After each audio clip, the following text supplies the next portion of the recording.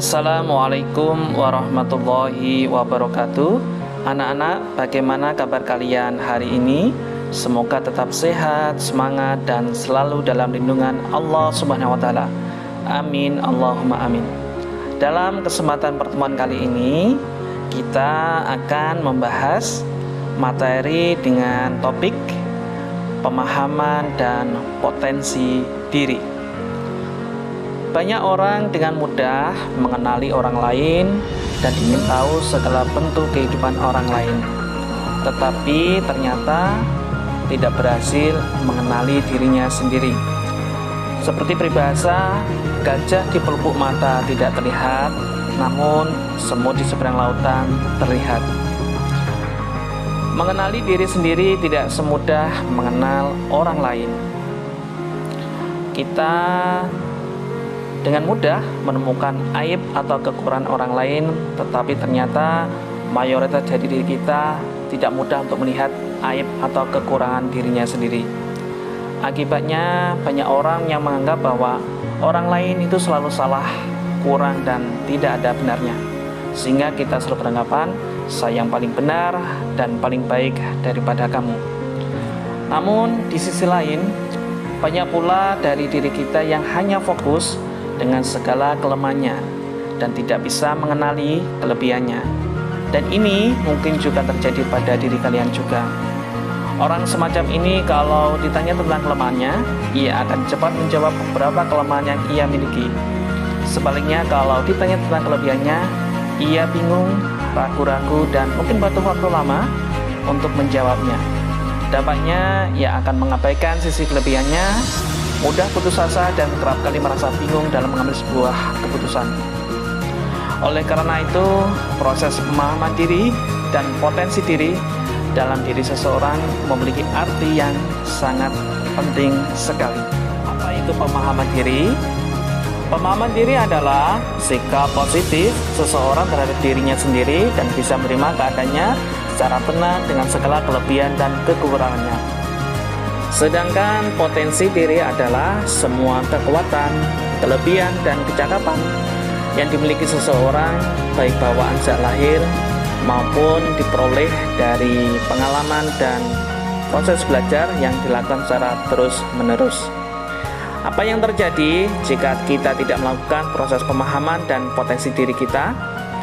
Tentu saja kita akan lebih rentan ketika dihadapkan dengan masalah. Hati akan mudah bergejolak dan emosi kita tidak akan stabil. Kita akan menjadi pribadi yang labil. Oleh karena itu, poin penting dalam melakukan proses pemahaman diri ini adalah yang pertama, kita harus jujur, dan yang kedua adalah mau menerima diri apa adanya. Alasan perlunya melakukan proses pemahaman diri. Yang pertama, pemahaman diri adalah hal yang paling mendasar yang terus dilakukan dalam proses pencapaian hidup manusia. Yang kedua, dengan melakukan pemahaman diri, kita bisa mengetahui kelebihan dan kekurangan dalam diri kita, sehingga kita bisa membenahi kekurangan kita dan bisa mengoptimalkan segala kelebihan yang kita miliki. Selain itu, ketika dihadapkan dalam suatu masalah atau problem, akan sangat membantu kita yang pada muaranya kita akan menjadi pribadi yang bisa menerima diri sendiri dengan apa adanya. Yang ketiga, membuat kita tidak mudah iri dengan pencapaian prestasi orang lain, karena kita semakin sadar bahwa masing-masing dari kita adalah unik, yang memiliki segala kelebihan dan kekurangan masing-masing. Dengan demikian, kita bisa menjalani, menikmati, dan mensyukuri karunia Allah Subhanahu wa Ta'ala, apapun itu bentuk dan wujudnya. Apa saja yang perlu diketahui dalam proses pemahaman diri? Yang pertama, sifat, karakter, dan kepribadian kita. Kita ini orangnya bagaimana sih? Kita semua dilahirkan dengan ciri khas mata kita sendiri. Ibaratnya jenis batu ada di antara kita yang berupa batu granit, marmer, pualam, dan batu pasir. Yang kedua, bakat dan potensi kita. Hakikatnya kelebihan itu tidak hanya sebatas pada bakat saja, dan ingat kelebihan itu bisa dipelajari. Rasa sopan santun, keteladanan, rasa bersyukur juga termasuk kelebihan. Yang ketiga, value atau nilai yang kita anut.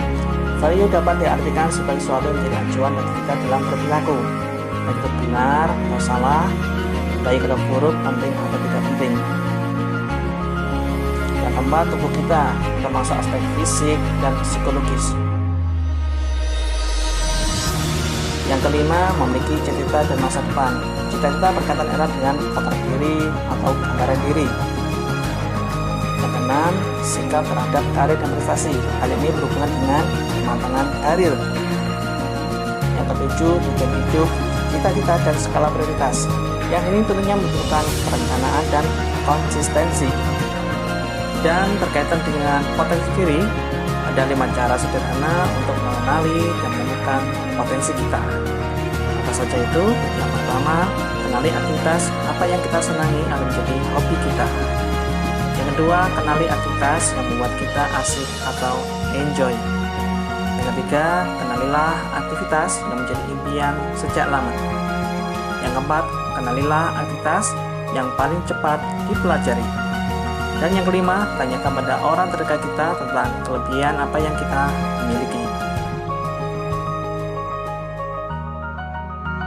Semakin kita mampu mengenali diri kita, maka akan semakin dalam pula kita akan menyenangi diri kita sendiri.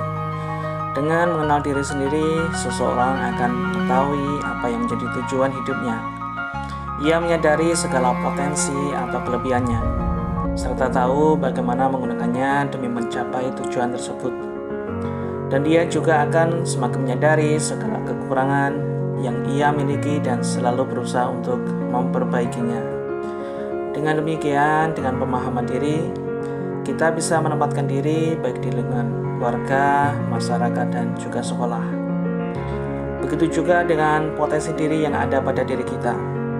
Setelah kita mengetahui kekuatan apa yang ada dalam diri, maka teruslah dilatih dan disenangi. Semoga hal inilah yang mendorong kita menjadi sukses. Semua manusia yang dilahirkan ke dunia ini pasti punya potensi masing-masing. Tinggal manusia itu mau menggali atau tidak, sebab hidup ini adalah pilihan. Anak-anak, demikianlah paparan materi tentang pemahaman dan potensi diri yang telah Bapak sampaikan pada pertemuan kali ini. Semoga ada guna dan manfaatnya, dan jangan lupa tetap dukung kanal ini dengan cara subscribe, like, dan komen agar kanal ini semakin berkembang. Akhir kata Bapak sampaikan, wassalamualaikum warahmatullahi wabarakatuh.